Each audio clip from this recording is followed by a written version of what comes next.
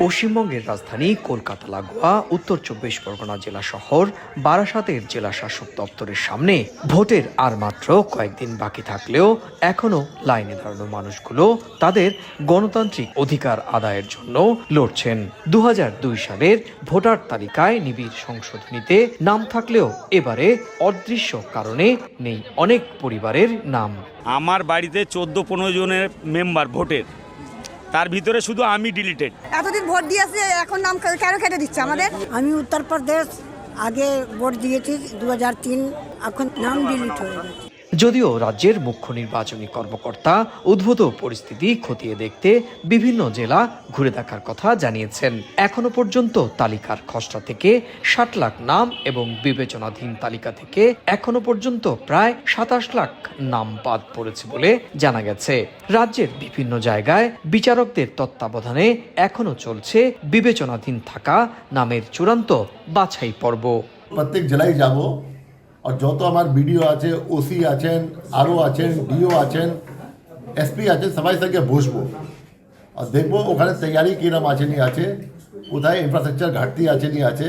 এদিকে নির্বাচনে দলীয় প্রচারে উত্তরবঙ্গ শেষ করে এখন দক্ষিণবঙ্গের প্রচার করছেন রাজ্যের শাসক দল তৃণমূল কংগ্রেস সভানেত্রী মমতা বন্দ্যোপাধ্যায়। সোমবার নদিয়া জেলায় ৩টি প্রচারণা সভায় তিনি নিজের স্বভাবসুলভ ভাষায় মোদীকে আক্রমণ করেছেন। ডাক নিয়ে ঢুকছেন, আর্মস নিয়ে ঢুকছেন, বাংলার মানুষকে হামলা করবেন বলে। আমি পরিষ্কার বলছি, যতই হামলা করো ভাই, বাংলায় তোমাদের ঠাঁই নাই। বাংলার মানুষ বিজেপিকে কোনো দিন মানবে না। যদিও বিজেপির ৪৭তম প্রতিষ্ঠা দিবসেও এদিন তৃণমূল শাসিত পশ্চিমবঙ্গ ও বাম শাসিত কেরালায় বিজেপি নেতাদের ওপর হামলার ঘটনার কথা উল্লেখ করে পাল্টা আক্রমণ করেছেন নরেন্দ্র মোদীও। हमने बंगाल और केरलम जैसे राज्यों में देखा है वहां किस तरह हिंसा को पॉलिटिकल कल्चर बना दिया गया है, लेकिन भाजपा कार्यकर्ता ऐसे हालातों में भी डिगा नहीं, डरा नहीं।